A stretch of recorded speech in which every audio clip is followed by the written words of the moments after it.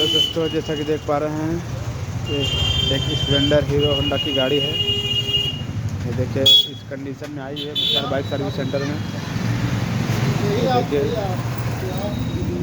पूरा गाड़ी बहुत साल से रखा हुआ था, इसको अभी लाए हैं।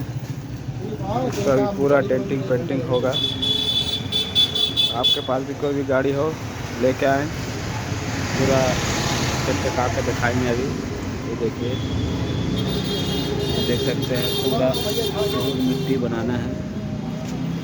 ये देखिए देख सकते हैं ये पूरा मट्टी लगा हुआ है, आया हुआ मुख्तार बाइक सर्विस सेंटर में। धन्यवाद।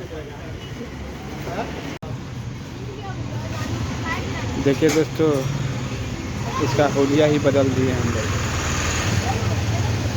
वही स्प्लेंडर है, इसका पूरा गाड़ी को चेंज कर दिया।